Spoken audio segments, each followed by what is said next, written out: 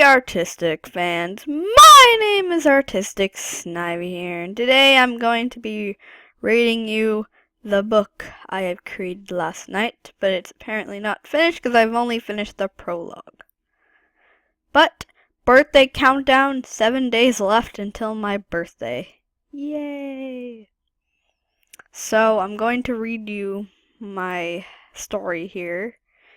You'd like to read ahead if you like. You can mute me if you would like to just skip ahead if you're a fast reader, okay? It's called Snivy's Adventures. The Adventures Begin. Prologue. It was a quiet day in the middle of a small town called Grasstana. Grasstana is a small town where most grass-type Pokemon live. Other types live there too, but mostly grass types. In a normal-sized house, two-floored house, two superiors lived with the Snivy. The two superiors were about 25-27 years old. The Snivy that lived with them was about 10 years old. The two superiors were having another baby. It was still in its egg. The Snivy looked at the egg and looked at his parents. "Hey Mom, when will it hatch?" the Snivy said. The female superior looked at her son and replied, "Daniel, the egg will hatch in a couple of days. Be patient, my son." The male superior looked at his wife. "Jonette, when the egg does hatch, what will we name it?" The male superior looked at her in a questioning expression. Jonette looked at her husband. She smiled at him and said, "Oh, I wasn't actually going to name the baby. I was just going to keep it just as Snivy, Sasha." Daniel looked at the egg and flicked his tail. "Will it be a girl or a boy?"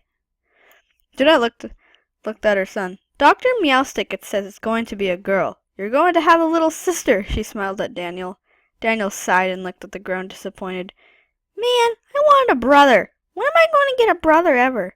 Sasha looked at Daniel in surprise. "My Arceus! Daniel, that's rude. Don't say that ever." Especially not in front of a female. "That's 10 times more rude." Jonette looked at the egg with other members of the grass snake family. "We'll have to wait about 5 more days until the egg hatches and Snivy will be born," Jonette explained in happiness. 5 days later, the egg hatched. Snivy, a grass-type Pokemon, was born. The grass snake Pokemon family was very joyful to see a new Snivy into the world. Tiny Snivy opened her little copper-brown eyes. She sucked on her tail cutely. Jonette grabbed her babe with her tail. "Welcome to the family, Snivy. We'll raise and protect you with our lives, we promise."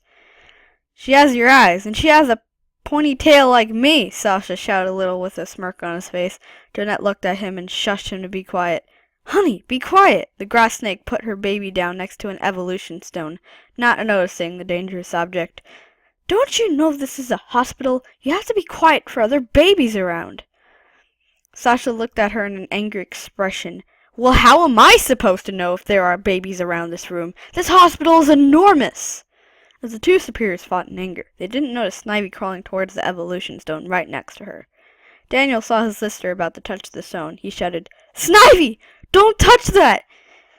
Snivy touched the stone. A green light whisked around her. She started to cry from the huge ball of light. Jonette noticed she touched it. "Snivy! No!" she screamed in terror. Sasha gasped, paralyzed. "No! That was an Everstone. Everstones make any Pokemon unable to evolve, not allowing them to become bigger Pokemon." Daniel cried and looked at the ground. "This is all my fault! I should have done something." "I'm afraid Snivy will now never be able to evolve ever," Jonette said. Well, that was the prologue, but this is what I'll read you all for bonus what I have of chapter 1 so far. 12 years later, Snivy was a full-grown Snivy now. She was very odd, though. She loved this new TV show called Dr. Pikachu, but it was about this Pikachu who traveled through time and space in a machine called a Pokeball. In the 11th generation of the show, the Pikachu wore a fancy red bow tie and this flat cone-shaped hat with a string attached to it called a fez. Snivy loved the design for the clothing so much she started wearing the fez and the bow tie. She was oddly known in her town for a Pokemon wearing clothing, but Snivy didn't care what the other Pokemon thought of her. Well, that's what I have of my story so far, so yeah. Yeah, that is all for today, artistic fans, and remember, 7 days left. Stay artistic!